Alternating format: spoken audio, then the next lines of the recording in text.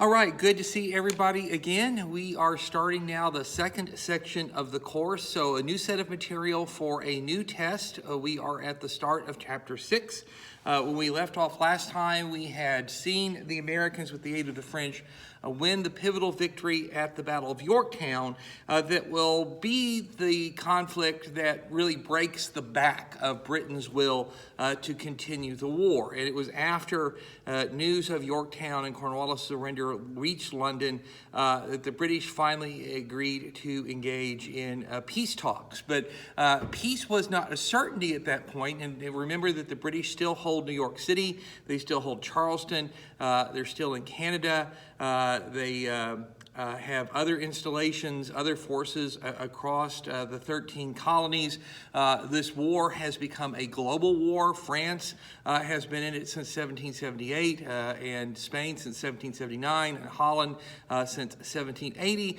So there are other issues to consider than simply what's going on in America, and this is going to complicate the end of the war, because the United States and France, when they had enacted their treaty of, quote, perpetual friendship and alliance in 1778, had promised not to make a separate peace with England. In other words, they were both going to keep fighting until they were both ready to make peace.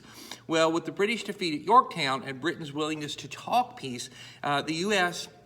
and France are ready to sit down with England. However, the Spanish and the French also have an alliance in which they have agreed not to make a separate peace. And it turns out that Spain is not yet ready to make that peace. Spain is besieging the British fortress at Gibraltar in what will turn out to be a vain attempt to recapture that important geographic post.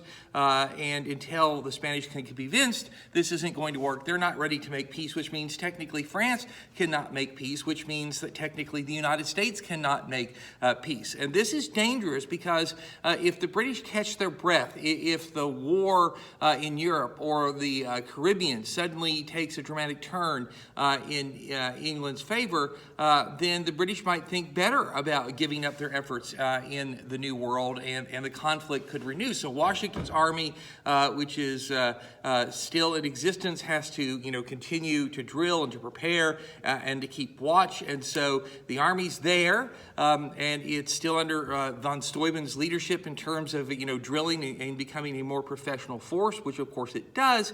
But without active combat operations, it's very difficult to keep everybody on edge, very difficult to keep things going. And of course, the United States is still in a financially absolutely horrible place. And so this is an extremely dangerous period of time. Now, it's going to work out to America's benefit, ironically, because the British are desperate to disentangle themselves from the war in America. They need to focus on what's going on in Europe and the Caribbean, and so they are willing to offer the United States very good terms. And the French are willing to wink and nod at the American negotiators, Ben Franklin, John Jay, and John Adams, who've been sent to Paris to talk peace with England. The French are willing to wink and nod at them and say, go ahead, technically you're not supposed to, we don't care, you have a window of opportunity here, and you need to move through it while it's still available. And so the Americans know that the French aren't going to be a problem. The British, however, don't know that, and therefore they're willing to offer the Americans very good terms in order to convince them to, in essence, break their treaty with the French and make a so-called separate peace. The British and the Americans eventually agree to what is called the Treaty of Paris, the Treaty of Paris. And that is the treaty that officially ends the Revolutionary War and grants the 13 colonies individually, colony by colony by colony, their independence. It doesn't grant the United States independence because, as far as England is concerned, it doesn't own something called the United States. England owns something called Virginia and New York and Pennsylvania and New Jersey, and it gives each colony its independence. The Treaty of Paris, beyond giving these colonies their independence, also cedes to the United States all the territory between the Atlantic seaboard and the Mississippi River, south of Canada and north of Florida. And Florida, remember, had been Spanish until it was lost by the Spanish to England in the French and Indian War. Now, As a way to convince the Spanish to give up the fight, the British are going to give Florida back to Spain. So not just the Florida Peninsula, but all of the Gulf Coast of what is now the United States over to New Orleans is going to go back to the Spanish. So the U.S. gets everything south of the Gulf Coast, south of Canada, north of the Gulf Coast, all the way to the Mississippi River. And why does England give the U.S. all that territory? Well, primarily because the interior of the continent isn't of much use to England if it's lost the seaboard, and also because an American officer by the name of George Rogers Clark had waged a brilliant campaign to conquer the Ohio River Valley. He had conquered it from east to west, and then the British had moved in behind him and retaken it, so he turned around and conquered it from west to east. And with the loss of the Ohio River Valley, of course, the British no longer have the ability to move, to control the military events in the center of the continent because they can't move their forces along the Ohio River Valley. So the Americans have basically conquered it. This is also a sweetener to the new United States. It's going to be hard for them to say no to this treaty given all this territory that's being offered to them. And then the next thing that the British do to kind of sweeten the pot is they allow the United States to maintain its fishing rights off the coast of Newfoundland, which is basically the eastern seaboard of Canada. This has always been an important fishing ground for New England sailors, and now the Americans are going to be allowed to continue to fish there in what are technically British waters. And so this is another inducement. In exchange for the independence of the 13 colonies, basically half of a continent, south of Canada, and those fishing rights, the United States has to make just a couple of promises to Britain. And one of those promises is that it will put no obstruction, no legal obstruction, in the path of British merchants who wish to collect pre-war revolutionary debts. The Americans, of course, have stopped paying those debts over the course of the war. That means for 8 years they haven't paid them. Into the minds of a lot of Americans, those debts have ceased to exist. And they haven't ceased to exist in the minds of British merchants who still have those debts on their books, and they wish to try to collect. Now, the Americans aren't promising they can collect, but what the United States is saying is, we will pass no bill that makes it impossible for you to make that attempt, or impossible for you to collect. The other thing that the United States has to promise to do is to compensate Loyalists for their losses. There were lots of Loyalists in America who had supported the British, who had rooted for the British. Some of them had fought for the British. The Patriots had come down very hard on them in a lot of places, not just in a military sense, but also in terms of taking their land, taxing their property, seizing their crops, their livestock, these sorts of things.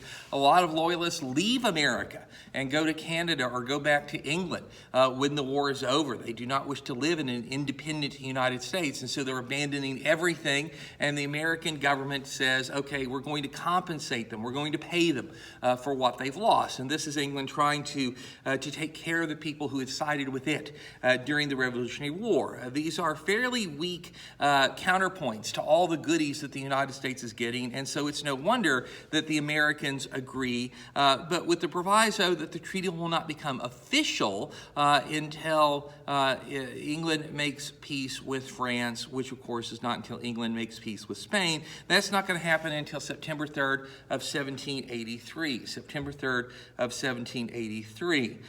So the peace is going to come, independence is going to be codified, and the United States will take its place among the nations of the world. But having won its independence, the Americans now have to figure out what to do with it.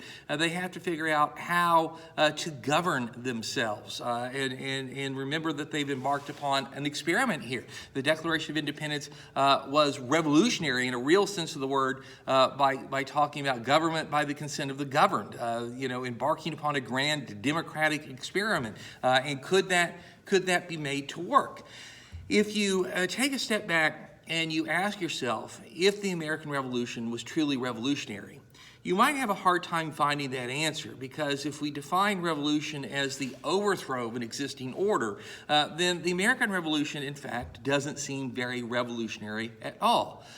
Before the American Revolution, the colonies economically were basically rural and agricultural.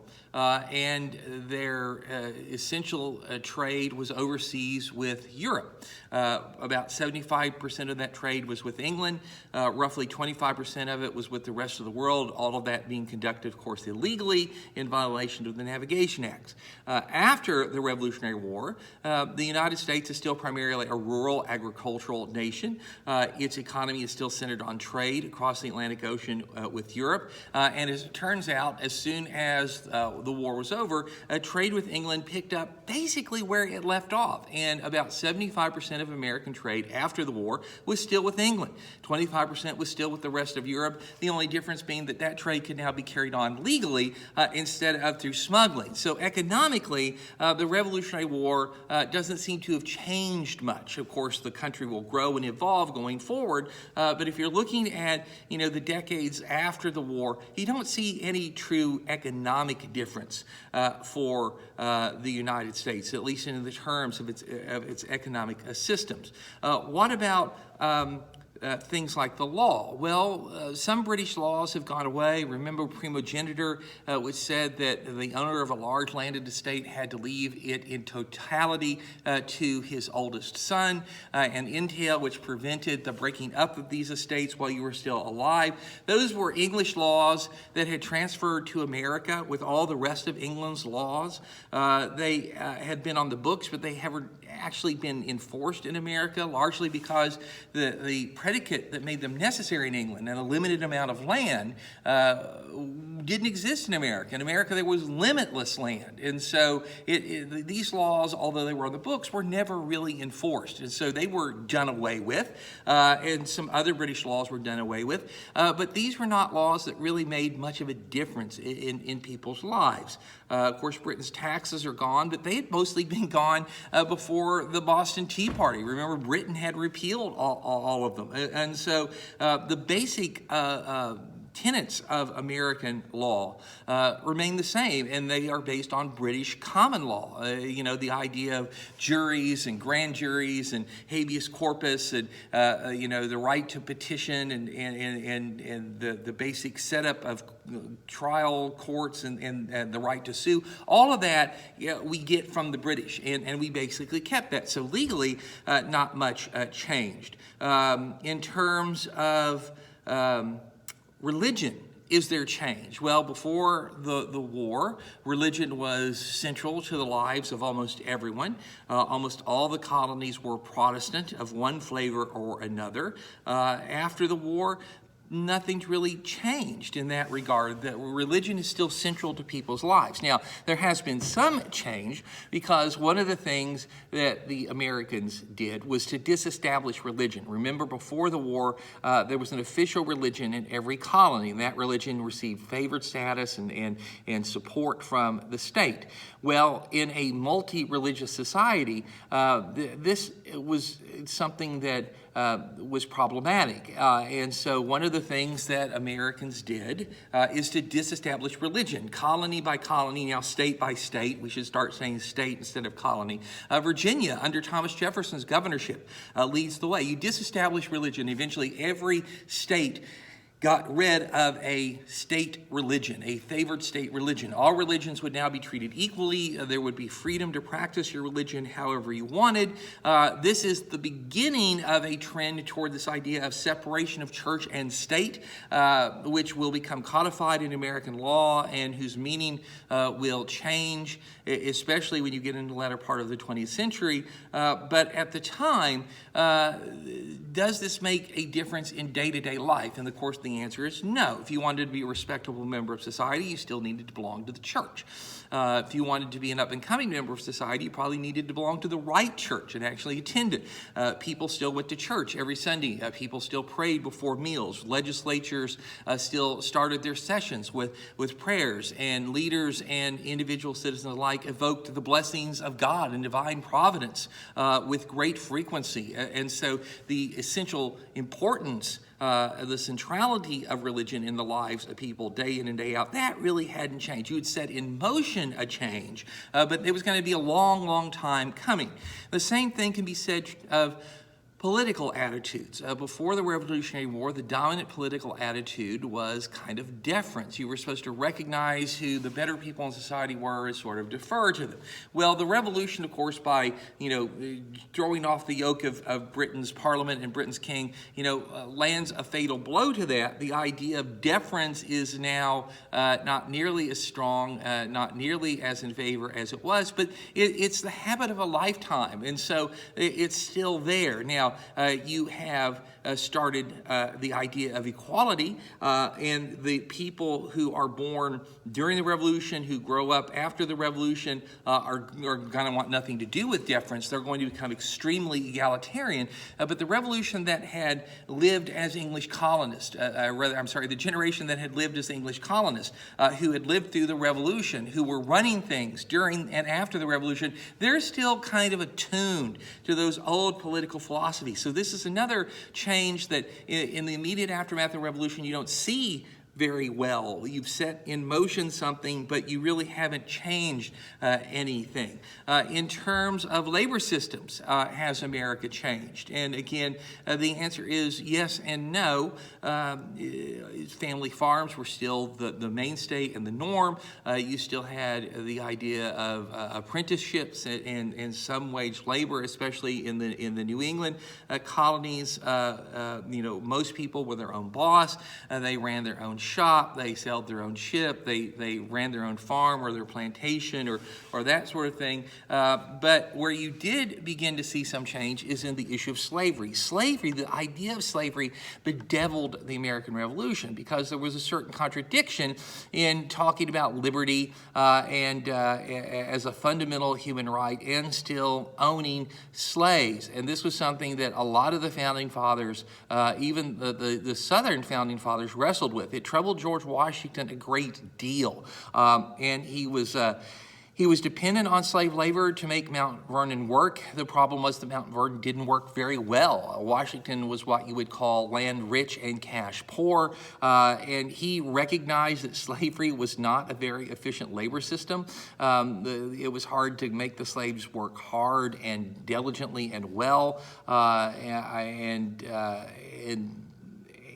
your slave population kept increasing, which at some point becomes a point of diminishing return because in more mouths to feed than you absolutely need. And since Washington was adamantly opposed to breaking up slave families, he couldn't sell off his surplus slaves.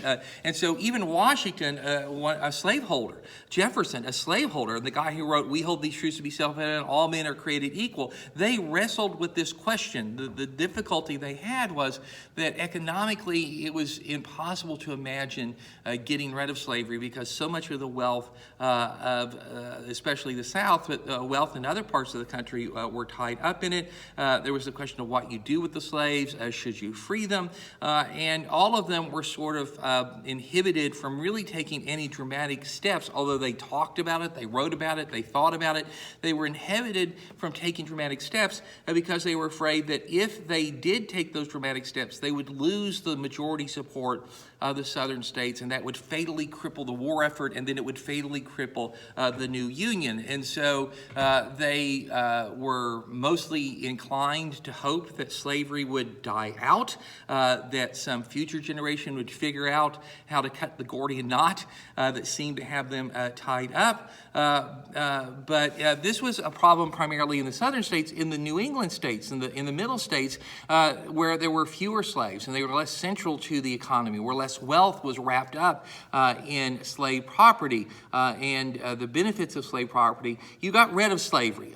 You began to pass laws abolishing slavery. Now, here's the thing. Those laws freed very few slaves because slaves were property. They were legally held property. They were property that people had purchased, that had invested money in.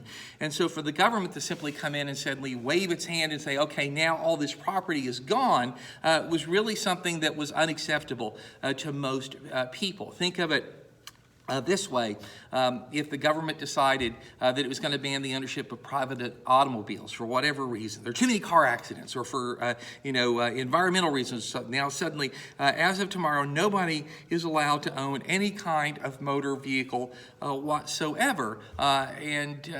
So what had been legal yesterday is going to be illegal tomorrow. You bought your car. You spent a lot of money on your car. You might still be paying off the debt from buying your car. You use that car to get to school. You use that car to go to work so you can have a job. You use that car to go to the grocery store, go to the doctor, to go out on dates, and to go see your family in the holidays. And suddenly you don't have that car.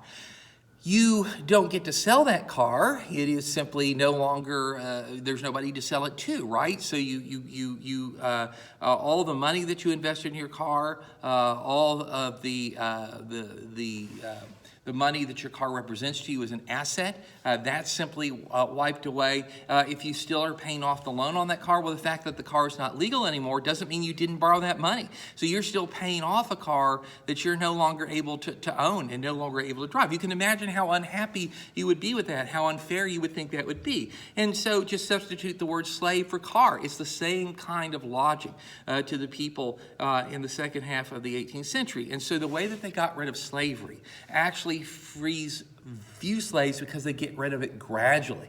So, for example, New Jersey was pretty typical. They passed a law that said that all slave children, when they reach the age of 21, will be set free. So if you had an adult slave whose property, who was your property, whose labor you were already benefiting from, you could keep that slave. You could keep that slave until that slave died. But if that slave had a child, when the child reached 21, it would automatically become free. So the current adult slave population remains slave, but slave children are freed. And so it's a gradual emancipation, if you will. But this winds up freeing very few slaves, because if you're a slaveholder and you have underage slaves, are you going to wait till they're 21 and then throw them a big birthday party and say, congratulations, you're now free? Or are you going to take this economic asset and move someplace where you can keep it, or sell it to somebody in a place where they can keep it? And of course, that's what most slaveholders did. And for some slaves who were, just over 21 when the law was passed, they're going to live the rest of their lives as slaves. And in fact, the last legally held slave in New Jersey did not die until 1853, just 7 years before the outbreak of the American Civil War. Again, this frees very few slaves, but it does begin the process of saying that the states north of Maryland, where you have the Mason-Dixon line, which divides Pennsylvania and Maryland, that north of that line, you're going to be free states, and south of that line, you're going to have slave states, and where most of the slaves were. Remember, 40% of the population of Virginia is slaves, 60% of the population of South Carolina is slave. Where most of the slaves are, slavery doesn't go away. It's economically too important. It's too ingrained in the culture at that point. Nobody knows how to get rid of it without destroying the economy, without disrupting the culture. And so where slavery was most prevalent, slavery stays. Where it was least prevalent, it is easiest to get rid of. And so it goes away, albeit gradually, and freeing very few slaves in the process. And of course, changing the societal attitudes towards slavery, not at all, because it was still widely believed that blacks were inferior, that they could only live as inferiors in a white man's society. Now, this isn't a hard and fast rule, but even in the New England states, where you had large numbers of blacks fight in the American Revolution, be soldiers in the Continental Army, and they performed very credibly, there were still laws that said they couldn't vote, or they couldn't be jurors, they couldn't hold public office, and that kind of thing. So the racial attitudes that had made slavery possible in all 13 colonies, they don't go away because you're getting rid of the institution of slavery in some states. So if you look at this in terms of labor system, in terms of economics, in terms of trade, in terms of religion, in terms of law, where's the radical change? You've set in motion some things that will become radical changes over the span of a generation or two, but you haven't really dramatically altered the realities of life in what used to be colonies, because those colonies have won their independence. That is, in every way except one. And where you do see radical change as a result of the American Revolution is in the form of government and in the system of government. So one of the things that Americans have to face is that when they declare independence, those royal charters that had formed the legal basis for establishing colonial governments as the colonies had been founded, those royal charters become moot if you've dissolved all bonds with England. If England is not, part of your equation anymore, then nothing about England's charters is valid, and that means that you've got to replace those charters with something. And what the Continental Congress asked the states to do is to produce constitutions. And here's where you got real revolutionary change, because when the states created those constitutions, they created written constitutions. They created written constitutions, and this was really revolutionary. The people assembled representatives who sat down and they wrote constitutions, and they wrote down the structure of government, the schedule of elections. They said, here are the powers of the government, and here are the rights of the people. In almost all of these constitutions, there were specific declarations of rights, and this had never been done really in human history before. You can find some parallels to it in English history, like the Magna Carta, where the king had said, the people have certain basic rights, but it had been very general. And one of the reasons that you got in the American Revolution is that the English had said the government has certain powers, and the colonists had said we had certain rights, and the English had said, no, you don't have those rights, and the colonists had said, no, you don't have those powers. And since Britain lacked a constitution, there was no way to adjudicate that. There was no way to win that argument, and so there had been a war. Well, the colonists are going to react to what had brought on the war by trying to put safeguards in place for their rights and their liberties. And so in every colony, you produce a written constitution with specific declarations of rights. And in some of these colonies, there was a sort of overreaction to the problems that had led to the Revolutionary War. In a few colonies, they actually got rid of the office of governor. So the colonial governments, remember, have been little mini English governments with the governor sort of the stand-in for the king, and then a two-branch legislature, and one was typically elected the lower house and one was often appointed the upper house. Well, that hadn't worked very well. That had led to a war, and so now we're going to take the pendulum, we're going to swing it all the way in the other direction. So we're going to get rid of the governorship in some states. In the states we're going to keep the governorship, we're going to weaken it, and it has no power to make appointments. It can't veto. One of the lessons that Americans learned from the revolutionary struggle and the lead up to it was that power corrupts.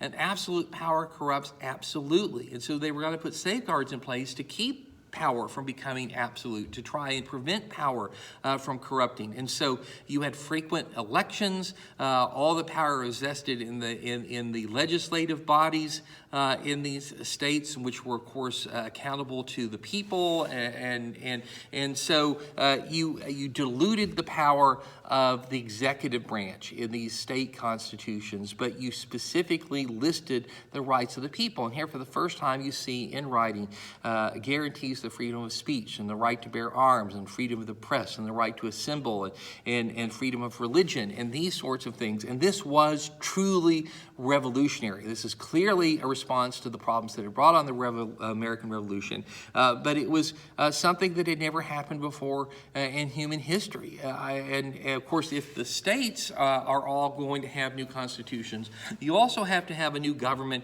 for the United States. Remember, the Second Continental Congress was never intended to be a national government. It was structured to be a national government. Its powers were very vague, and almost the powers that it gave to itself by convincing the states that collectively that this is the kind of power the Continental Congress should have. And this had bedeviled the fighting and the running of the war. American finances and American diplomacy had been very difficult as a result of this. Congress essentially was one giant committee, and doing anything by committee can be extraordinarily difficult, time-consuming. There's no real decisiveness, generally speaking, when committees are trying to make decisions, get things done. So as soon as independence was declared, the Second Continental Congress tried to vote itself out of a job. And it drafted a new form of government, what you would call the first Constitution for the United States, called the Articles of Confederation. The Articles of Confederation. And it sent it out to the states, for ratification. The Articles of Confederation is a very weak form of government.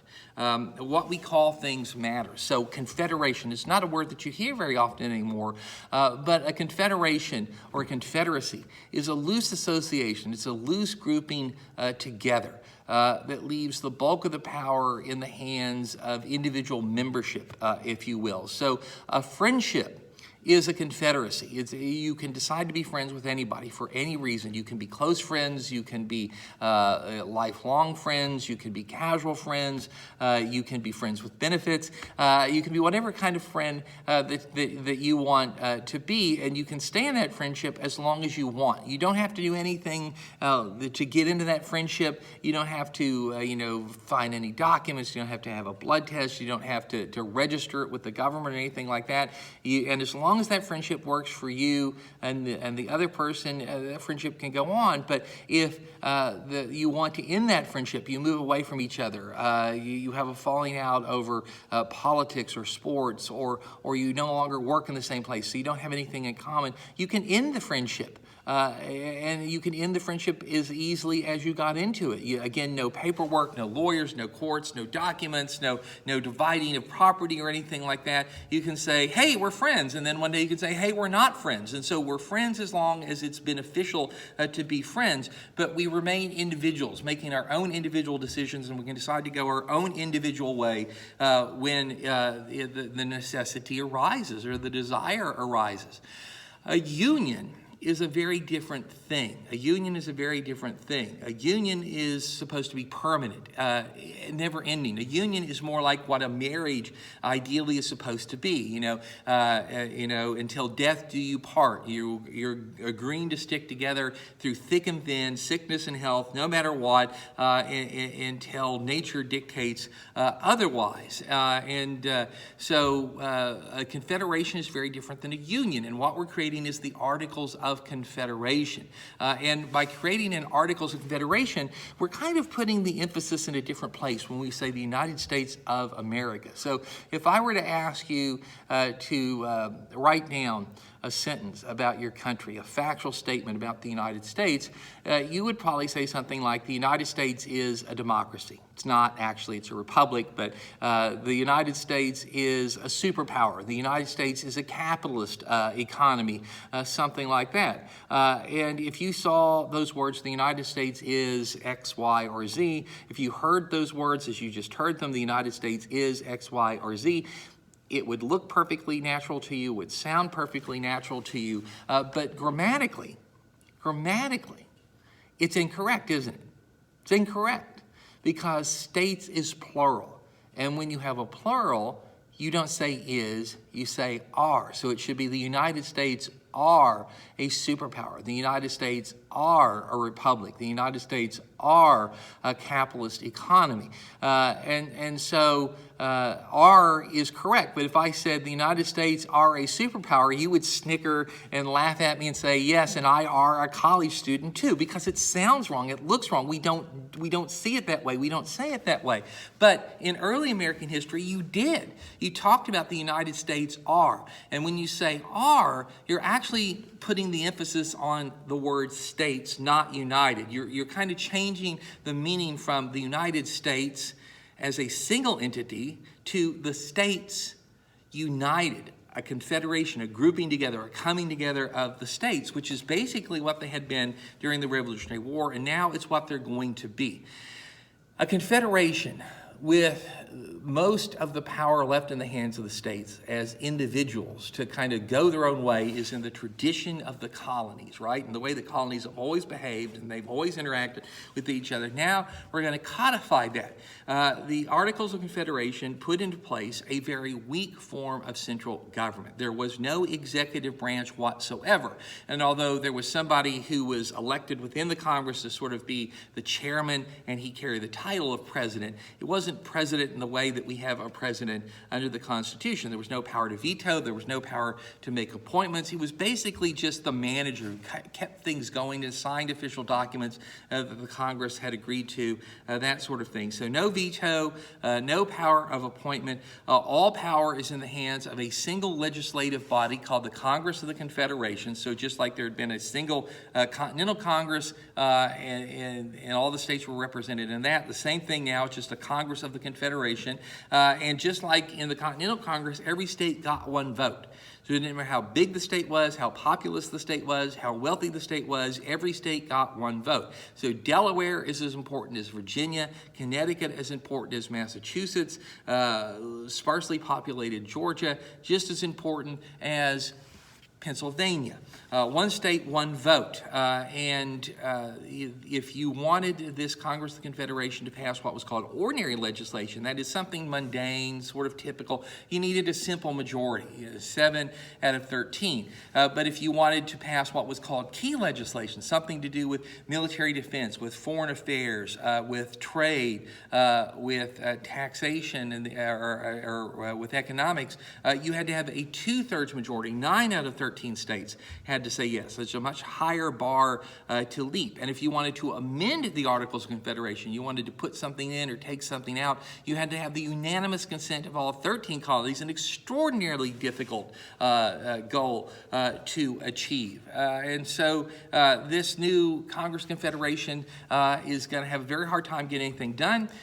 Its members are going to have to stand for re-election basically every year, so the country's in almost a perpetual state of campaign.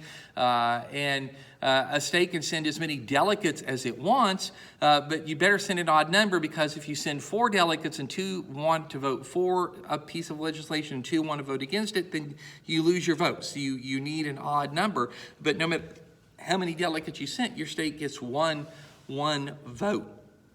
And this new government has no power to levy taxes of any kind, not taxes on property, not taxes on transactions, not tariffs, which is taxes on trade overseas. And so the only way that this new government will make money is by asking politely to the states. And the states will be able to give what is asked for, give less than what is asked for, give nothing if so desire. So the power of the purse, if you will, is in the hands of the states. And the only asset that this new government has are the western lands.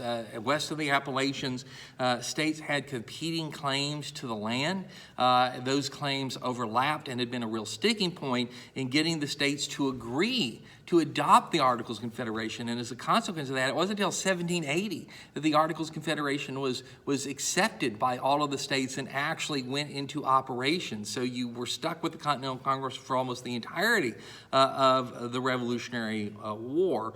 And the way that you broke that logjam is all the states agreed to abandon their western land claims. And so the Congress of the Confederation has land west of the Appalachian Mountains, and it can sell that land to try and raise money, but that's really the only economic asset that it can really claim to have in its pocket. So it's clear that the Articles of Confederation is a scheme for a very weak form of central government, a weak form of central government. Again, it's a reaction to what had led to the American Revolution. We have lived under a powerful central government with a one-man chief executive. He was George III. That government was Parliament.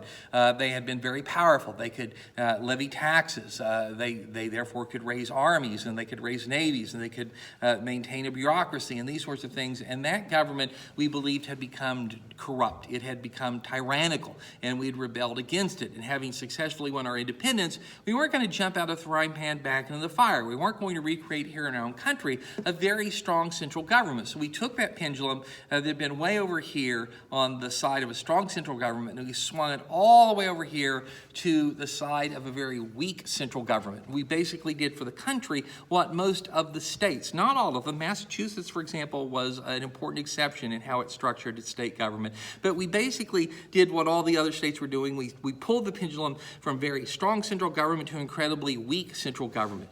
And this meant that we were going to rely a great deal on the magnanimity of the states, their willingness to work together, the willingness of the people to be virtuous and civic-minded, for everybody to think of what is best for the common good, and to put what's best for the common good above their own interest, the state's own interest, the individual's own interest, which is wonderfully idealistic, but of course it's also hopelessly naive. That is not the way human beings are built, and if some are inclined in that direction, their good intentions are going to be overwhelmed by people who are not inclined in that direction. So this new government, the Articles of Confederation, is very weak from the beginning, and it's going to prove to be completely incapable of managing the country's affairs, and this is going to become important very, very quickly.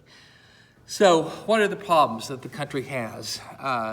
As the revolution comes to an end, the Treaty of Paris is adopted, the Articles of Confederation goes into place, this great American experiment in government by the consent of the government begins. Well, first off, there is an economic problem. The Continental Congress had run up a horrible debt fighting the American Revolution, and it had had a very difficult time financing that. We had received loans from the French, which had been vital, but we had very little gold and silver when the war started. We had even less as the war went on. What little still remained when the war ended basically flooded across the Atlantic Ocean as people bought European goods that they'd been cut off from for 8 years. And so you had financed the war in two ways primarily. Three ways: borrowing, getting loans from the French, and then selling bonds, and printing paper money. And the states had printed paper money, and the national government had printed paper money. The money printed by the Continental Congress was known as Continentals. And the only reason that paper money had any value whatsoever is that you were supposed to be able to exchange it for the real thing. So paper money is supposed to be simply a more convenient means of representing gold and silver. And ideally, for every paper dollar you printed, there would be a gold dollar or a silver dollar in a treasury. And the reason that people would use paper money, would accept paper money in exchange for goods or services, is that at any point you could go to a bank and you could hand over the paper note and say, I would like the coin, the specie, and they would have to give you the gold coin. And as long as you could do that, then the paper money had value. You had confidence in it. But of course, there's very little gold and silver in the United States, but the debts are huge. The need for money is enormous. And so it's very easy to say, well, if everybody has confidence in paper money, when we have a one-to-one exchange rate, suppose we print 2 paper dollars for every gold dollar. And as long as people, can still, exchange the paper for the gold, they're not going to do it very often, and we can get away with this. But as the debts continue to pile up, as the need for cash continues to grow, as the war goes on and the expenses become greater and greater, you went from printing a $1 bill for every gold dollar coin to doing 2 for 1, and then 5 for 1, and 10 for 1, and 20 for 1, and that meant that the paper money became progressively less and less valuable. If I have 10 paper dollars that are backed up by 1 gold dollar, then in reality, not everybody could turn in those paper dollars at the same time and get a gold coin. In reality, then, your paper dollar isn't worth an actual dollar in gold, it's worth 10 cents in gold, right?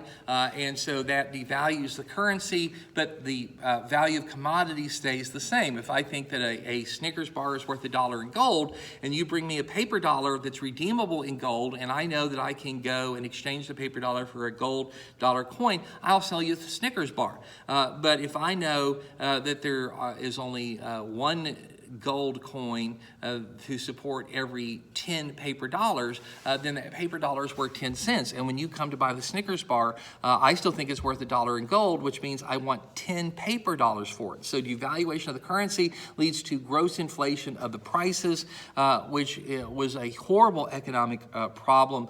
And the fact that the states had printed their own currency is that, so you had 14 different currencies floating around, and that meant that most of the paper money was completely worthless. And this was incredibly disruptive to the economy, and this was a problem that you had to fix, that the national government had to fix. But unfortunately, the Congress of the Confederation does not have the power to force its will on the states. And so it can ask the states to stop printing paper money, but it can't make them.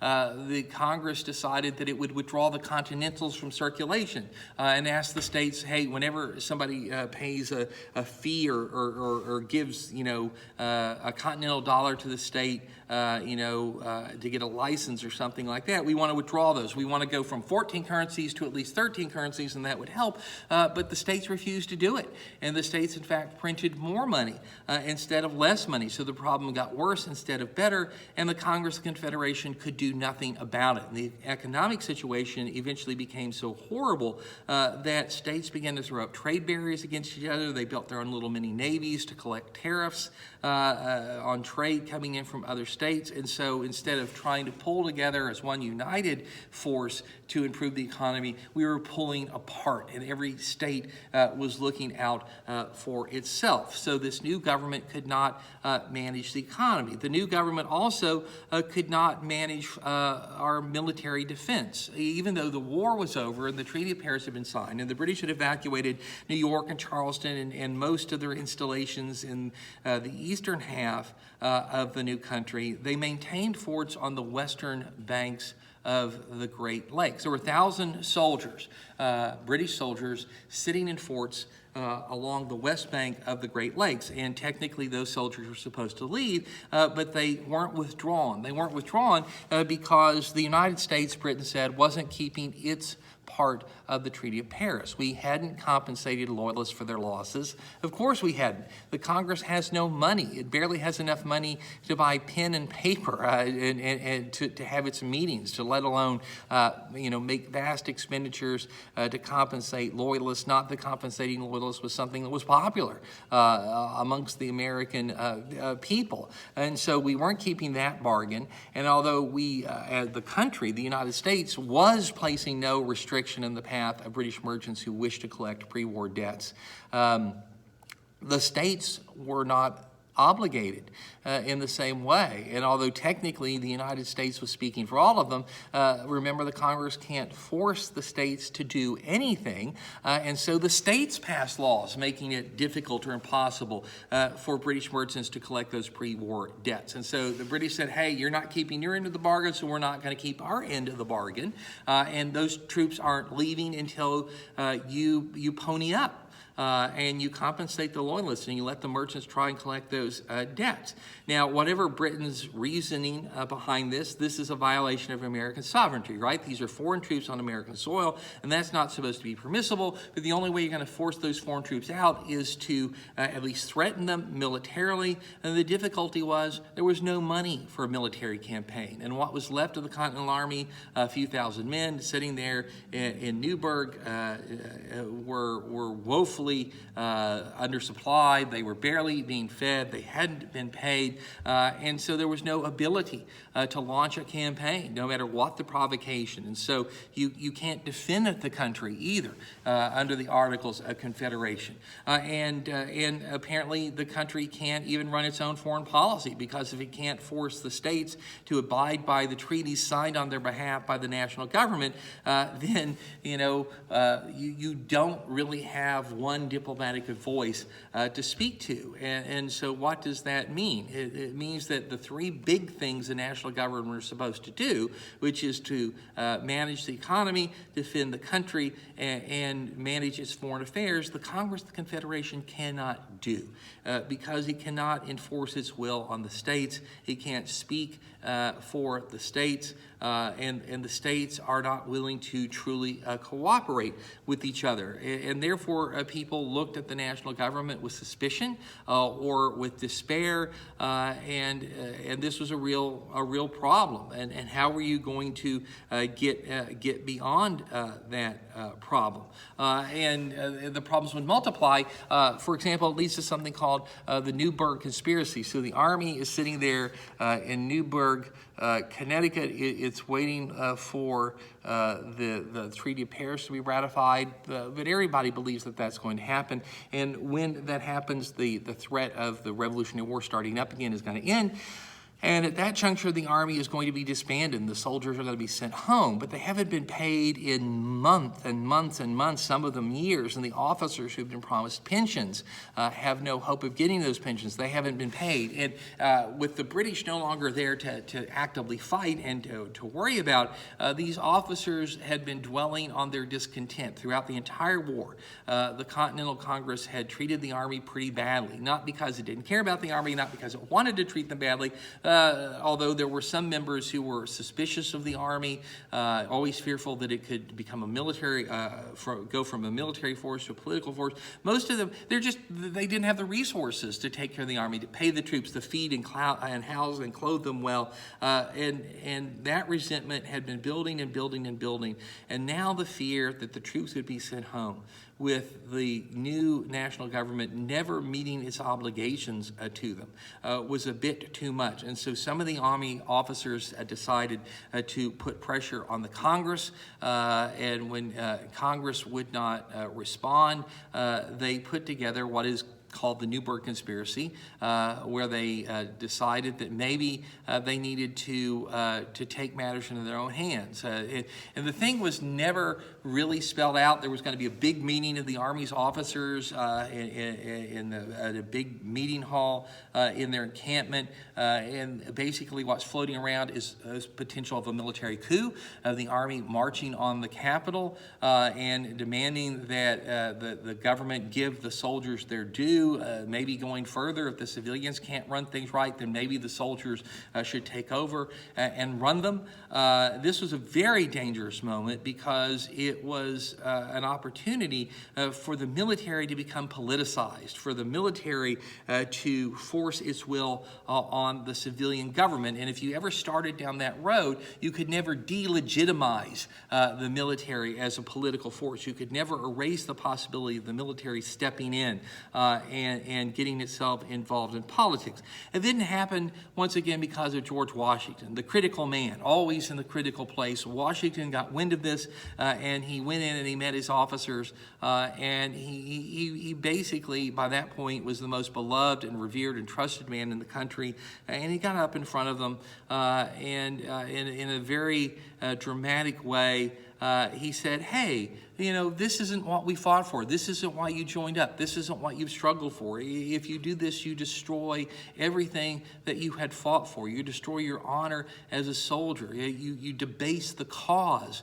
for which we have bled and which we have suffered. And they knew that Washington had fought the entire Revolutionary War, refusing a salary. He won only repayment of his expenses, which he had kept meticulous records of, and would ultimately get only a fraction repaid, but Washington had risked everything, had risked more than most of them, and he was making no demands on Congress, and he basically snapped them back into a remembrance of what this had all been about, and they broke down in tears and they begged his forgiveness, but as he wrote to Alexander Hamilton, who had been one of his key aides during the Revolutionary War and was now a member of Congress, the Army is a dangerous thing to play with. Redressed by military force is too committal to recognize themselves to any intelligent person, and so the country had gotten in such a bad place that at least for a brief time it hovered at the edge of a possible military coup. What better evidence could one find that things were not going well? Alexander Hamilton saw it. He believed what was necessary was to find a way to finance the government so that it could do things like pay down the national debt, something that would benefit the economy, would benefit all Americans, would prove to everybody that this government could get things done, that it was worth supporting. And so he proposed a 5% tariff on imported goods. and that would require an amendment to the Constitution. But if you got 5% on the value of all the goods being imported into the country, you would raise a lot of money. And with that money, Hamilton says, we can pay off the national debt, and we can have enough money to maintain an army and maintain a navy and to defend ourselves. And more than that, we can prove to everyone, that this government can work, that we can actually solve problems. And it was a good argument, it was a logical argument, but when it came up for a vote in the Congress of the Confederation, only 12 states agreed to amend the Articles of Confederation to allow the imposition of this 5% tariff. And remember, you have to have unanimous consent of the states, which means 13 have to vote to ratify an amendment, and only 12 did so. And the state that had said no was Rhode Island, little tiny Rhode Island, whose your thumb would more than cover up on a map. Rhode Island, which had always been somewhat of a troublemaker, it's a place, you remember, where Massachusetts had exiled its troublemakers who couldn't get along with the leaders of the Puritan Church. Rhode Island said no. And when Rhode Island said no, then the idea of the tariff dies. And so where are we? Everybody seems to recognize there's a problem. Everybody seems to recognize this new government is not working as well as it could. It's getting a few things done. It passed the Land Ordinance of 1785 that organized the Western territories so that they would be territories, and you spelled out that when they got 5,000 citizens, they could have limited self-government. And they got 60,000 people, they could write a proposed constitution, which is accepted by the Congress, would make them states in the Union. And by doing that, you open the way for the land out west to be sold and maybe generate a little bit of money. It passed the Northwest Ordinance that forbid the introduction of slavery into the northwestern corner of the country, that is north of the Ohio River. And so this is going to perpetuate the idea of a free North and a slave South. But beyond those two accomplishments, the Northwest Ordinance and the Land Ordinance of 1785, you couldn't point to the Congress of the Confederation getting very much done. And in the big places, in diplomacy, in economics, in trade, and even amending its own rules, and even being able to hold its meetings because it had enough members and having money to do business, it was struggling, or it was a failure. It was a failure. And the states were going their own way, and they were turning against each other, and the idea of unity was becoming something of a joke. And Alexander Hamilton knew it, and most members of Congress knew it, and most of the American people knew it, but nobody seemed to be willing to do anything about it. Everybody was just hoping and wishing, kicking the can down the road, unwilling to take the hard, painful steps necessary to try and right the situation. And as Hamilton warned his fellow members of Congress, if the United States does not do something soon to create a strong central government capable of dealing with the nation's problems, then before long, the United States would be, quote, nothing more than a number of petty states with the appearance only of union, jarring, jealous, and perverse, without any determined direction, fluctuating and unhappy at home, weak and insignificant by their dissensions in the eyes of other nations, unquote. And he wasn't wrong. And can you imagine more galling words for an American patriot to hear? Here's the country that had stood up to Great Britain, that had, with the help of the French, beaten the most powerful nation on the face of the planet, that had won its independence, an independence predicated on this revolutionary concept proclaimed boldly in the Declaration of Independence of government by the consent of the governed. We had embarked upon this great democratic experiment with bold claims about how well it would work and what a superior form of government it was, and yet our own inability to work together, our own inability to put aside our selfish desires, our selfish attitudes, was leading to the collapse of that dream. It was invalidating the claim that the common people, the common shopkeeper, the common fisherman, the common farmer, the common planter, the common artisan could govern himself. And this was no surprise. This is something that the British expected to happen. It's something that all the European powers expected to happen. Even the ones that had fought with us in the Revolution hadn't fought with us because they believed this ridiculous proposition that the common man, usually semi-educated or completely uneducated, illiterate or only semi-literate, could really govern himself. What a ridiculous idea, the Europeans said. This experiment is bound to collapse and fail. The Europeans that had fought with us basically to get back at England, not because they believed in what America was trying to do, and we're proving them right. We're proving them right. This is all going to collapse, not from outside pressure, but from within. And if we don't do something soon, the collapse is going to be total, it's going to be complete. We're either going to sink into a despotism and wind up under a dictatorship, or we're going to have the states be picked off by the great European powers and return to colonial status. Not all under England, perhaps, but we're going to wind up right back where we were. Something needs to be done. But what? But what? And Massachusetts said, hey, let's get together. Let's have another big colonial meeting or a big meeting of all the states like we'd done when we were colonies and see if we can solve our problems. And so in 1785, Massachusetts asked for a convention to revise the Articles of Confederation, to strengthen them enough to where they could render the government adequate to the crisis. And no state was interested. No state was interested. Nobody was willing to agree to attend such a meeting.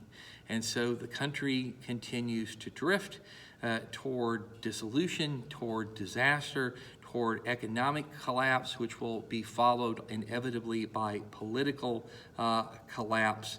And it looked like there was absolutely no way to reverse the direction in which the tide was flowing. But as it turns out, that disaster is not going to come. There is going to be some salvation, and it's going to come from an unexpected direction. It's going to come at the behest of fear, of total anarchy and societal dissolution. And that will produce the meeting, ultimately, that Massachusetts was hoping for, a meeting that will produce a new constitution, although that will not be the purpose for which this meeting is called together. And so that brings us to the end of our first lecture in section 2. We are still in chapter 6. When we get together next time, we will explain where the Constitutional Convention comes from, and at least start the Constitution, start the Constitutional Convention that will lead to the Constitution. There, I got it out. So we're going to stop here and a couple of questions for you to start your second set of questions for the second test.